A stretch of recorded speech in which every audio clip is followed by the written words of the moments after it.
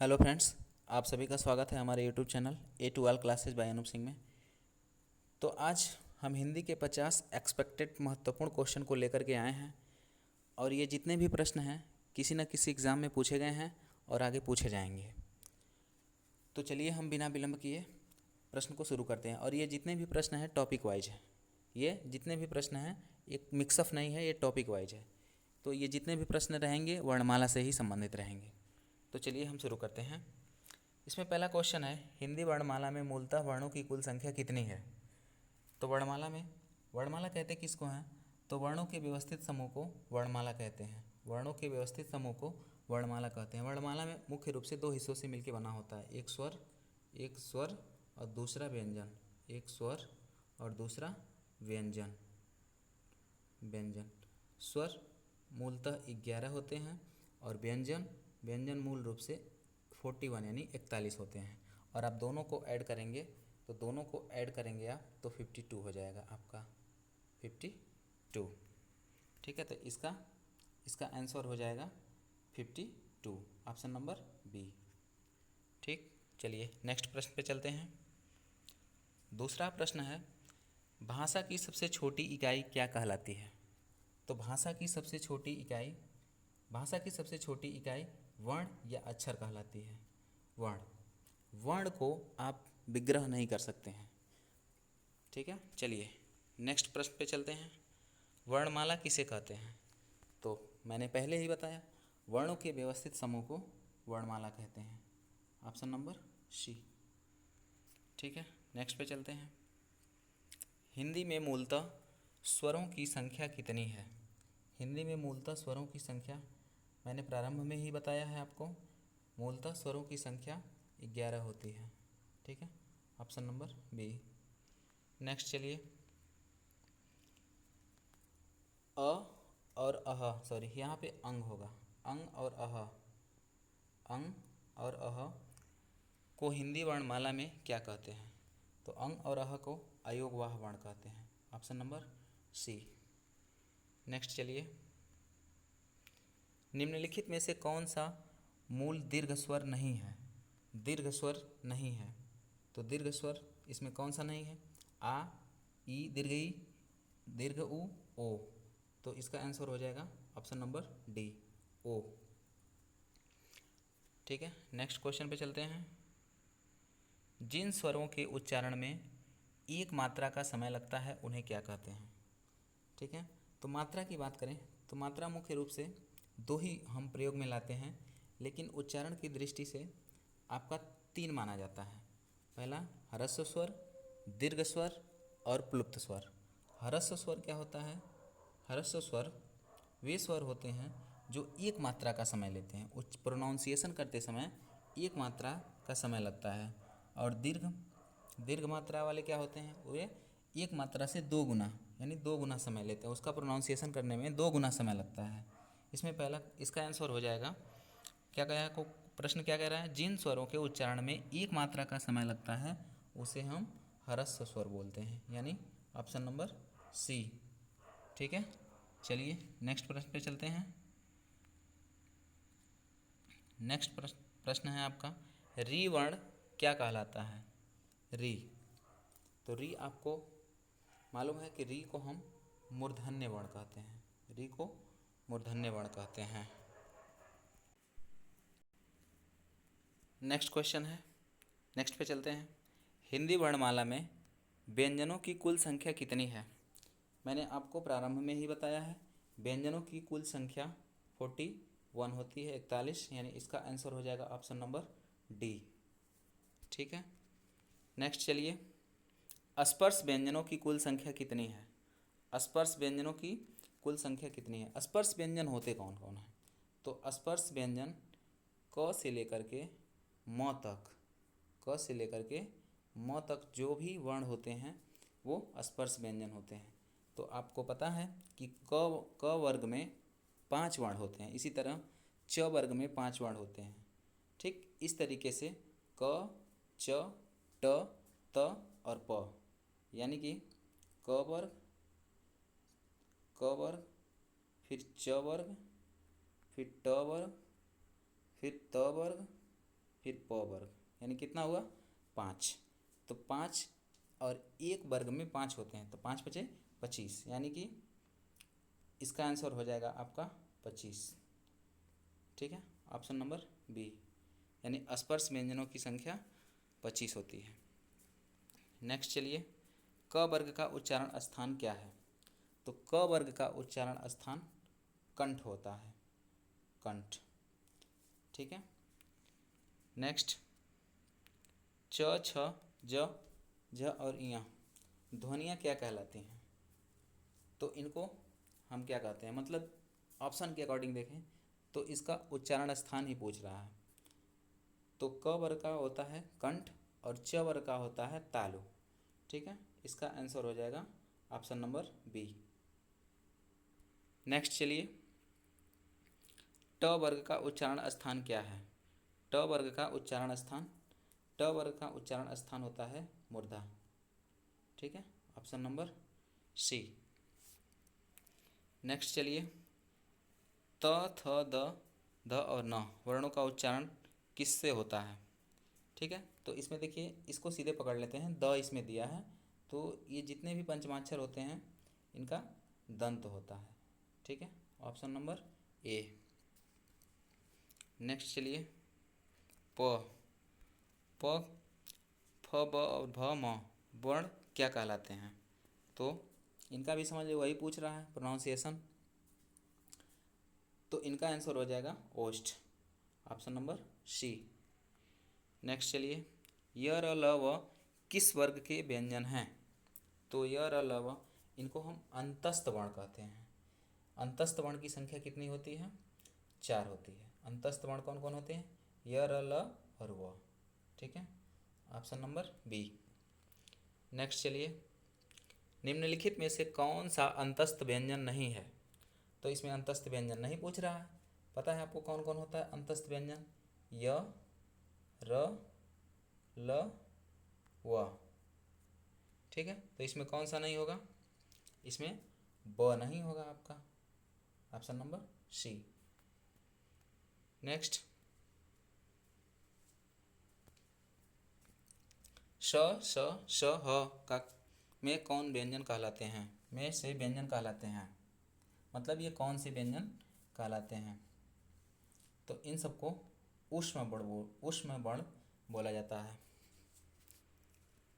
Next, निम्नलिखित में से संयुक्त व्यंजन कौन सा है? संयुक्त व्यंजन, संयुक्त व्यंजन क्या होता है? जो दो वर्णों से मिलकर बना हो उसे हम संयुक्त व्यंजन कहते हैं। संयुक्त व्यंजन इसमें कौन सा है? तो ज्ञ है। संयुक्त व्यंजन ज्ञ है। कौन कौन से होते हैं संयुक्त व्यंजन? तो संयुक्त व्यंजन की संख्या होती है 4। कौन कौन से? छ, त्र, ज्ञ और स्र। ठीक है, चलिए नेक्स्ट क्वेश्चन पे चलते हैं। छ संयुक्त व्यंजन किन दो वर्णों के मेल से बनता है? मतलब छ किससे मिलके बना होता है? तो छ क और स से मिलके बना होता है, क और स से, ऑप्शन नंबर ए। ठीक है, नेक्स्ट चलिए, देखिए तीनों स का हम नाम बता दे रहे हैं आपको। तीनों स जो होता है, कुछ लोग बड़का स, छोटका स, फिर फरुआ स बोलते हैं। इन तीनों स का नाम अलग अलग है। जैसे ये स है, तो सॉरी, जैसे ये स है आपका स, इसका नाम है तालव्य, तालव्य। और जो ये स है, जिसको आप छोटा वाला स बोलते हैं, ये इसका नाम है दंत स। ठीक है, और ये जो आप फेटफरुआ स बोलते हैं, इसको मूर्धन्य स बोलते हैं, मूर्धन्य स। चलिए नेक्स्ट चलते हैं। हाँ, इसका आंसर हो जाएगा, क्या बोला है? हिंदी वर्णमाला में कुल कितने संयुक्त व्यंजन होते हैं? तो संयुक्त व्यंजन 4 होते हैं, छ, त्र, ज्ञ और स्र। नेक्स्ट, त्र वर्ण किन दो वर्णों के संयोग से बनता है? तो त्र, त और र से मिलके बना होता है, ऑप्शन नंबर ए। इसमें देखिए पहले वाले वर्ण पे हलंत लगा होगा, दूसरे वाले पे नहीं लगा होता है। नेक्स्ट चलिए, निम्नलिखित में से कौन सा वर्ण उच्चारण की दृष्टि से दंत नहीं है, तो दंत नहीं है, तो दंत इसमें होता कौन है? हमने बताया आपको त वर्ण जितने भी होते हैं वो दंत होता है। तो त वर्ग का इसमें कौन सा नहीं है? तो त वर्ग का अक्षर इसमें कौन सा नहीं आया है? तो इसमें ट जो है ये त वर्ग का नहीं है। नेक्स्ट चलिए, कौन से वर्णों को स्वर और व्यंजन के बीच की कड़ी माना जाता है? तो स्वर और व्यंजन के बीच की कड़ी को अयोगवाह वर्ण कहते हैं। ठीक है, अयोगवाह वर्ण कहते हैं। हिंदी में ज्ञ किन वर्णों के संयोग से बनता है? तो ज्ञ किससे मिलकर बना होता है? ज और य से। Option number A. नेक्स्ट चलिए, स्र किन वर्णों के संयोग से बना होता है? तो स्र स और र से। इसका ऑप्शन नंबर ए। नेक्स्ट चलिए, जिन व्यंजनों के उच्चारण में मुख से कम वायु निकलती है उन्हें क्या कहते हैं? देखिए, यहाँ चार चीज़ को हम समझते हैं। कौन किसको किसको? एक अल्प प्राण, एक महाप्राण, एक सघोष और एक अघोष। ठीक है, अल्प प्राण क्या होता है? अल्प का मतलब होता है कम, अल्प का मतलब होता है कम, और प्राण का मतलब होता है वायु, प्राण का मतलब होता है वायु। तो अल्प प्राण यानी जिसमें जिसका प्रोनाउंसिएशन करते समय हम हमारे मुख से कम वायु निकलता है, कम वायु निकलती है, उसको हम अल्प प्राण कहते हैं। ठीक है, और महाप्राण, महाप्राण मतलब अधिक, यानी जिस जिस वर्ण का उच्चारण करते समय अधिक वायु, अधिक प्राण वायु निकलती है उसको हम महाप्राण कहते हैं। ठीक है, बात आती है सघोष और अघोष की। सघोष और अघोष की, तो सघोष और अघोष क्या होते हैं? सघोष, सघोष मतलब जिस वर्ण का उच्चारण करते समय गूंज पैदा हो। ठीक है, गूंज पैदा हो उसको हम सघोष बोलते हैं, और जिसमें गूंज न पैदा हो जिस वर्ण का उच्चारण करते समय उसको हम अघोष बोलते हैं, उसको हम अघोष बोलते हैं। चलिए देखते हैं इसका आंसर। जिन व्यंजनों के उच्चारण में मुख से कम वायु निकलती है उन्हें हम क्या कहते हैं? तो उनको हम अल्प प्राण कहते हैं। Option number B. नेक्स्ट चलिए, प्रत्येक वर्ग का पहला, तीसरा और पांचवा वर्ण क्या कहलाता है? चलिए देखिए, इसको समझ लीजिए। अल्प प्राण होता क्या है? अल्प प्राण 1, 3, 5, यानी कि वर्ग का पहला अक्षर, तीसरा अक्षर और पांचवा अक्षर ये होता है अल्प प्राण, अल्प प्राण। और बचा कौन सा? 2 और 4 बचा, तो 2 और 4 ये होता है महाप्राण। ठीक है, ये होता है महाप्राण। तो बोला है ये प्रत्येक वर्ग का पहला, तीसरा और पांचवा वर्ण क्या कहलाता है? तो इसको हम अल्प प्राण कहते हैं, इसको हम अल्प प्राण कहते हैं। Option number B. नेक्स्ट चलिए, प्रत्येक वर्ग का दूसरा और चौथा वर्ण क्या कहलाता है? तो प्रत्येक वर्ण का दूसरा और चौथे वर्ण को हम, दूसरे और चौथे वर्ण को ही हम महाप्राण कहते हैं, दूसरे और चौथे वर्ण को महाप्राण कहते हैं। Option number B. नेक्स्ट, निम्नलिखित में से कौन सा वर्ण महाप्राण है? कौन सा वर्ण महाप्राण है? तो महाप्राण होता कौन कौन सा है? महाप्राण कौन कौन सा होता है? 2 और 4, 2 और 4, 2 और 4। तो 2 मतलब दूसरे नंबर पे कौन है या चौथे नंबर पे कौन है? तो देखिए, क पहला है, ये नहीं होगा, ख दूसरा है, यानी ऑप्शन नंबर बी। ठीक है, ऑप्शन नंबर बी। नेक्स्ट चलिए, जिन वर्णों के उच्चारण में श्वास कंपन गूंज होता है उन्हें क्या कहते हैं? तो जिनमें श्वास कंपन गूंज होता है, जिसमें मतलब गूंज होता हो, उसको हम सघोष बोलते हैं, उसको हम सघोष बोलते हैं। Option number B. नेक्स्ट चलिए, प्रत्येक वर्ग के पहले और दूसरे वर्ण को क्या कहते हैं? प्रत्येक वर्ग का पहला और दूसरा वर्ण, देखिए इसमें सघोष और अघोष बताना है, सघोष और अघोष। ठीक है, अघोष। तो इसमें क्या सघोष होता है और क्या अघोष होता है? अ घोष में पहला और दूसरा ये दोनों आते हैं, और स घोष में 3, 4 और 5। मतलब पहला और दूसरा वर्ण अ घोष में आता है, और तीसरा, चौथा, पांचवा वर्ण स घोष में जाता है। ठीक है, इस तरीके से ये होता है। तो चलिए इसका आंसर क्या, इसमें पूछा है कि प्रत्येक वर्ग के पहले और दूसरे वर्ण क्या कहलाते हैं। पहले और दूसरे वर्ण अघोष कहलाते हैं। इसका हो जाएगा ऑप्शन नंबर ए। ठीक है, ऑप्शन नंबर ए। नेक्स्ट चलिए, क, च, ट, त, प किस प्रकार के व्यंजन हैं। तो क, च, ट, त, प किस प्रकार के व्यंजन हैं। तो ये स्पर्श व्यंजन है, इनको हम स्पर्श व्यंजन है कहते हैं। स्पर्श व्यंजन मैंने प्रारंभ में ही बताया है। स्पर्श व्यंजन क से लेकर के म तक माने जाते हैं, जो कि 25 होते हैं। ठीक है, और वही पंचमाक्षर का वो पहला लेटर, पहला अक्षर दिया हुआ है। चलिए नेक्स्ट पर, अ और आ किस प्रकार के स्वर हैं। अ और आ किस प्रकार के स्वर हैं, मतलब इनका प्रोनाउंसिएशन प्लेस पूछ रहा है, किस जगह से इसका प्रोनाउंसिएशन होता है। तो इसको हम इसका प्रोनाउंसिएशन कंठ से करते हैं। ठीक है, नेक्स्ट चलिए 35 नंबर, ई और दीर्घ ई का उच्चारण स्थान क्या है। तो ई और दीर्घ ई का उच्चारण स्थान, देखिए इसका एक ट्रिक होता है, वो दिया होगा बुक में आपके, कि अकुह विसर्जनीय नाम कंठ, मतलब अ और आ फिर क वर्ग, अ और आ, अ हो, आ हो, और क वर्ग के जितने हैं। ठीक, तो इनका प्रोनाउंसिएशन कंठ होता है। इसी तरीके से ईचु यशाणाम तालु। ठीक है, ईचु यशाणाम तालु। तो ई हो, दीर्घ ई हो, फिर च वर्ग हो, च वर्ग में जितने भी हैं, तो इनका प्रोनाउंसिएशन जगह, मतलब इसका हम प्रोनाउंसिएशन किस पार्ट से, किस हिस्से से करते हैं, तो इनको हम तालु कहते हैं। इसका आंसर हो जाएगा ऑप्शन नंबर बी। नेक्स्ट देखिए, ऊ और दीर्घ ऊ किस प्रकार के स्वर हैं।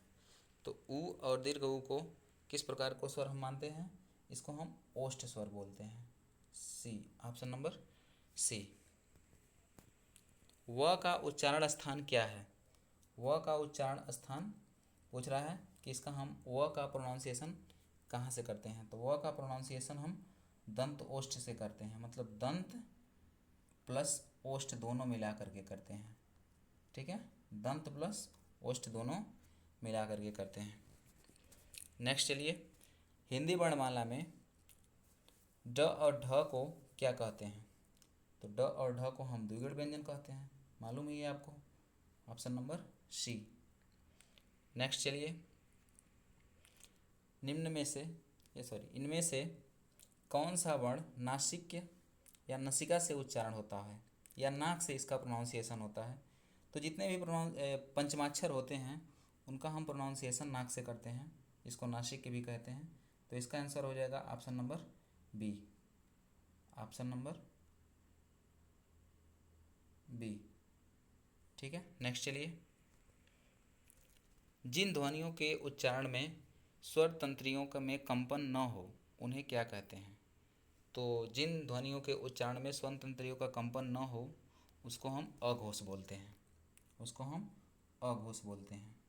और जिसमें कंपन हो उसको सघोष बोलते हैं, या सघोष को ही हम सघोष को ही हम घोष वर्ण भी बोलते हैं।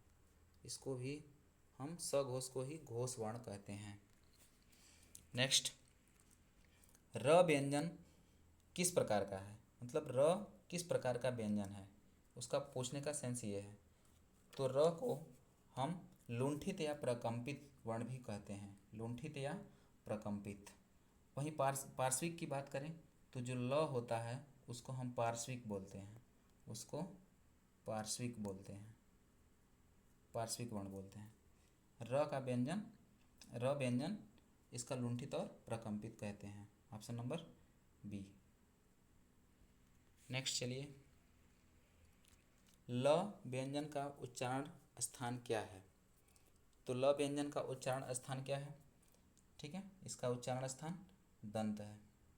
ठीक है, उच्चारण स्थान दंत है, ऑप्शन नंबर सी।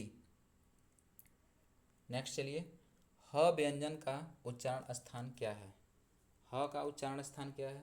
तो पहले ही बताया हमने कि अको विसर्जनीय नाम कंठ, ह उसमें ह आ रहा है, तो इसका उच्चारण स्थान हो जाएगा कंठ, यानी कि ऑप्शन नंबर क, जिसको ए बोलते हैं। नेक्स्ट, अल्प प्राण ध्वनियों का समूह कौन सा है? तो अल्प प्राण होता कौन कौन सा है? मैंने पहले ही बताया, अल्प प्राण 1, 3, 5, यानी पंचमाक्षर का पहला, तीसरा और पांचवा वर्ण जो होता है उसको हम अल्प प्राण कहते हैं। तो देखिए कौन सा होगा, क, ख, ग, ये तो लगातार दिया है 1, 2, 3, ये नहीं होगा। च, छ, ज, ये भी नहीं होगा। क, ग, अंग, तो इसमें देखिए पहला, तीसरा, पांचवा, यानी ऑप्शन नंबर सी। ठीक, नेक्स्ट चलिए, महाप्राण ध्वनियों का समूह कौन सा है? तो महाप्राण ध्वनियों का, महाप्राण कौन सा होता है? तो महाप्राण 2 और 4 होता है। तो 2 और 4 देखिए कौन सा है, क, अच्छा सॉरी, हाँ महाप्राण पूछा है, महाप्राण ध्वनियों का समूह कौन सा है? तो महाप्राण ध्वनियों का समूह इसमें कौन सा हो जाएगा, क, ग, अंग, ख, ख दूसरा है, छ भी दूसरा है, ठ भी दूसरा है, यानी कि ऑप्शन नंबर बी। ठीक है, नेक्स्ट चलिए, निम्नलिखित में से कौन सा अघोष वर्ण है? अघोष वर्ण, अघोष इसमें से कौन सा है? तो अघोष होता कौन सा है? अघोष पहला और दूसरा में दूसरा अक्षर जो होता है उसको अघोष बोलते हैं। तो देखिए कौन सा है, इसमें क हो जाएगा, क, ऑप्शन नंबर ग, यानी कि ऑप्शन नंबर सी। नेक्स्ट चलिए, निम्नलिखित में से कौन सा सघोष है? तो सघोष इसमें से कौन सा है? सघोष, तो सघोष कौन कौन सा होता है? तो 3, 4, 5, ये सघोष होता है। ठीक, तो 3, 4, 5 में देखिए कौन सा होगा, यानी कि क तो पहला है, ट भी पहला है, त भी पहला है, यानी द, द कौन सा है? तीसरा वर्ण है। नेक्स्ट, हिंदी में स्वरों की सहायता से बोले जाने वाले वर्ण क्या कहलाते हैं? तो जो स्वर की सहायता से बोले जाएं उसको हम व्यंजन बोलते हैं। व्यंजन मुख्यतः बिना स्वर के नहीं बोले जा सकते हैं। ठीक है, तो इसका हो जाएगा आपका ग, ख। ठीक है, व्यंजन, ऑप्शन नंबर बी। नेक्स्ट चलिए, अनुस्वार किसका कार्य करता है? अनुस्वार, तो अनुस्वार किसका कार्य करता है? तो अनुस्वार चंद्रबिंदी लगाने का कार्य करता है, ऑप्शन नंबर सी। ठीक, नेक्स्ट चलिए, हिंदी भाषा में स्वतंत्र रूप से बोले जाने वाले अक्षर क्या कहलाते हैं? तो जो स्वतंत्र रूप से बोले जाते हैं उसको हम स्वर बोलते हैं। ठीक, जो स्वतंत्र रूप से बोले जाते हैं, स्वतंत्र वर्ण, स्वतंत्र वो होते हैं जिन्हें किसी की आवश्यकता नहीं होती है, किसी अन्य वर्ण, उसका प्रोनाउंसिएशन करते समय किसी अन्य वर्ण की आवश्यकता ना हो।